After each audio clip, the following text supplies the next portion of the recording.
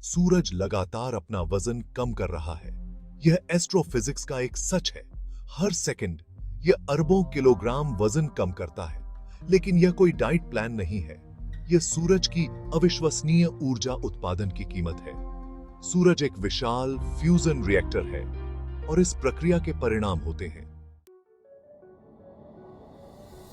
सूरज के कोर के अंदर गहरे, बहुत ज्यादा दबाव और गर्मी परमाणु फ्यूजन के लिए एकदम सही माहौल बनाते हैं।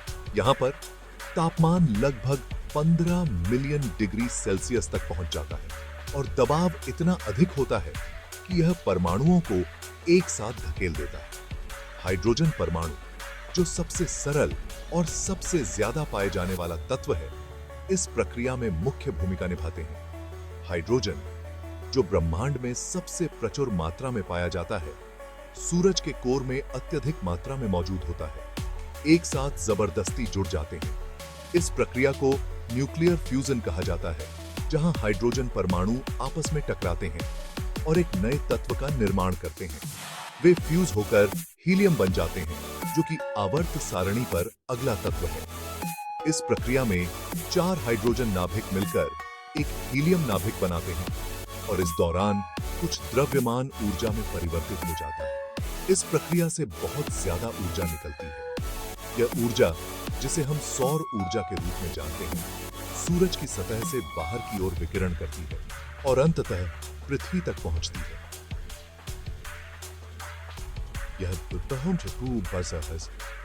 यह ऊर्जा न केवल हमारे ग्रह को गर्म रखती है, बल्कि जीवन के लिए आवश्यक प्रकाश और ऊर्जा भी प्रदान करती है। सूरज की यह ऊर्जा, जो हर सेकंड में अरबों मेगावाट होती है, हमारे सौर मंडल को जीवंत बनाए रखती है और पृथ्वी पर जीवन को संभव बनाती है। सूरज के कोर में उत्पन्न ऊर्जा ऐसे ही नहीं रहती। सूरज के कोर में, जहां तापमान लाखों डिग्री सेल्सियस तक पहुंचता है, हाइड्रोजन परमाणु आपस में टकराते हैं और हीलियम में बदल जाते हैं। इस प्रक्रिया को नाभिकीय संलयन कहते हैं और यह ऊर्जा का विशाल भंडार उत्पन्न करता है। यह ऊर्जा एक लंबी यात्रा पर निकलती है।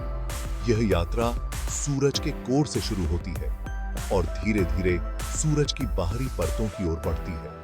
इस यात्रा में ऊर्जा को कई बाधाओं का सामना करना पड़ता है। फोटॉन, प्रकाश, ऊर्जा के छोटे-छोटे पैकेट इस ऊर्जा को ले जाते हैं। ये फोटॉन सूरज के कोर से निकलकर उसकी परतों के बीच से गुजरते हैं। हर फोटॉन एक छोटे से प्रकाश के कण के रूप में ऊर्जा को आगे बढ़ाता है। सूरज की घनी परतों से होकर उनका सफर हजारों सालों तक चलता है। सूरज की परतें इतनी घनी होती हैं कि फोटॉन को बाहर निकलने में बहुत समय लगता है। यह यात्रा इतनी लंबी होती है कि एक फोटॉन को सूरज की सतह तक पहुंचने में लाखों साल लग सकते हैं।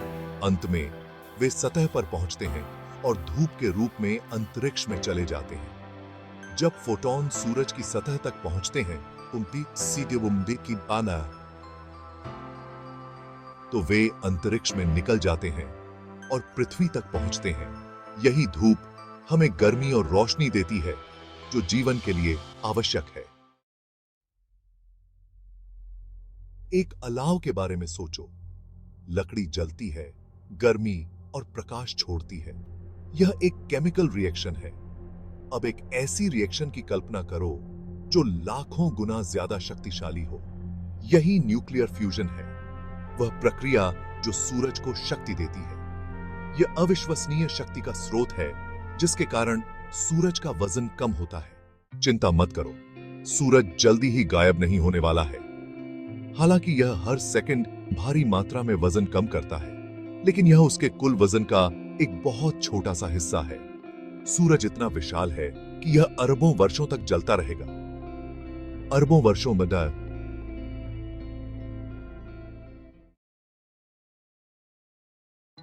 सौर मंडल पर प्रभाव। सौर मंडल, जिसमें हमारा ग्रह पृथ्वी भी शामिल है, एक जटिल और संतुलित प्रणाली है। यह प्रणाली सूर्य के गुरुत्वाकर्षण बल पर निर्भर करती है, जो सभी ग्रहों को अपनी कक्षाओं में बांधे रखता है।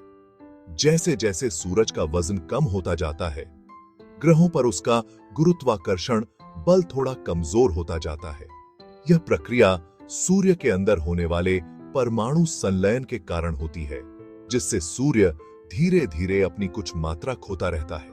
यह बहुत ही धीमी प्रक्रिया है। यह परिवर्तन इतनी धीमी गति से होता है कि इसे मानव जीवन काल में महसूस करना असंभव है। लेकिन खगोलीय समय के पैमाने पर यह परिवर्तन महत्वपूर्ण हो सकता है। अरबों वर्षों में इससे ग्रहों की कक्षाएं थोड़ी बढ़ा सकती हैं। जैसे जैसे सूर्य का गुरुत्वाकर्षण बल कमजोर होता है, ग्रहों की कक्षाएं धीरे धीरे बाहर की ओर खिसक सकती हैं।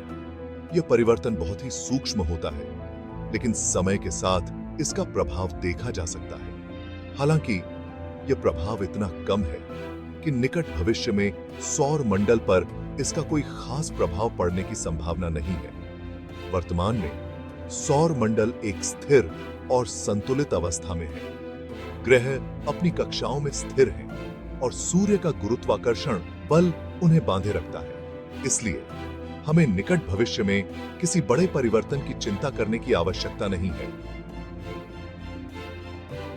लेकिन यह समझना महत्वपूर्ण है कि खगोलीय समय के पैमाने पर यह परिवर्तन अपरिहार्य है।